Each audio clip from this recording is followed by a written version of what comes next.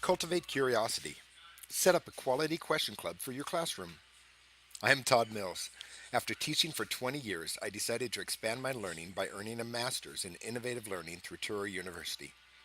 To briefly share what I've learned, I will guide you through the capstone website I created for this program. To get into the right mindset, let's start here. What if you could help your students ask questions? Really good questions. Maybe even quality questions. How can we cultivate curiosity and quality questions in our Why classrooms? do you have a big garden? Why are these flowers blue and have lots of? Why are these plants so viney?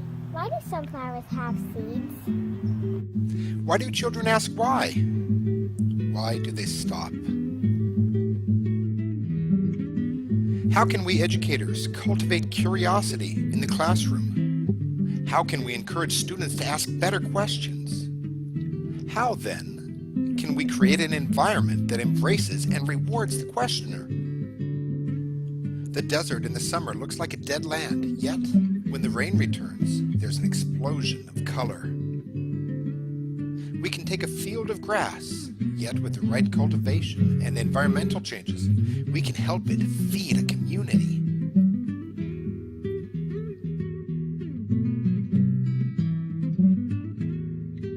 By creating the right environment in the classroom and feeding student desire to share their inherent curiosity, we can enhance student questions. That's what we do. Look around and find out how a quality question club in the classroom does just that.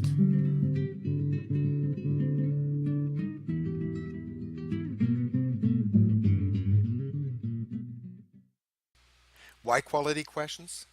I was starting to feel like a mama bird. I didn't like it. I needed my students to take charge of their own learning. I needed to change my classroom environment to get more questions and deeper understanding.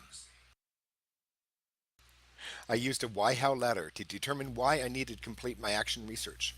Ultimately, I want to help students be active thinkers so that our future is strong. So I set up positive rewards for quality questions and completed a pre and post study of questions students asked. These graphs show you the results. First, I saw that we more than doubled the number of questions students asked.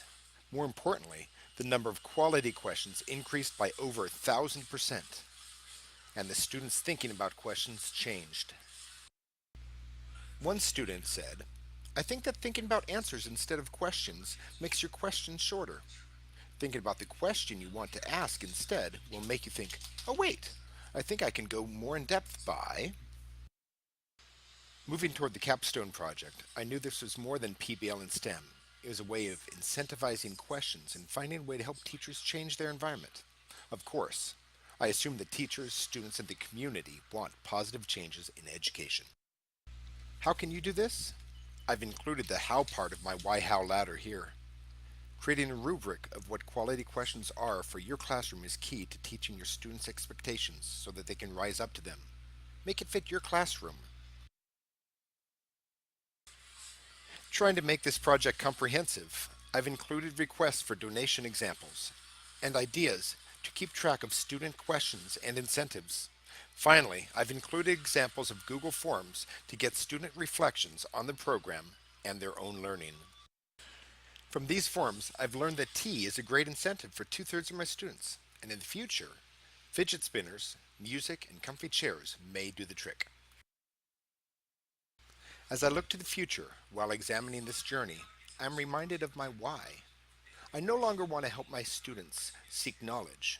They can look up their own facts. I want to help my students seek wisdom to help with their own decision making. Not, how fast does a hummingbird flap its wings, but how can we study this hummingbird to help ourselves, our community, and our world?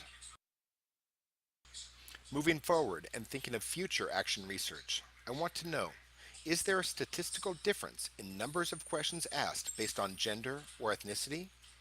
If there is, could I discover a reason why using Dervin's sense-making methodology? Some final thoughts.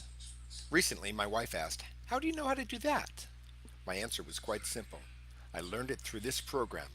with the support and encouragement of my professors and fellow students. Thank you, Touro University, my professors, and my cohort members for helping me become a better teacher.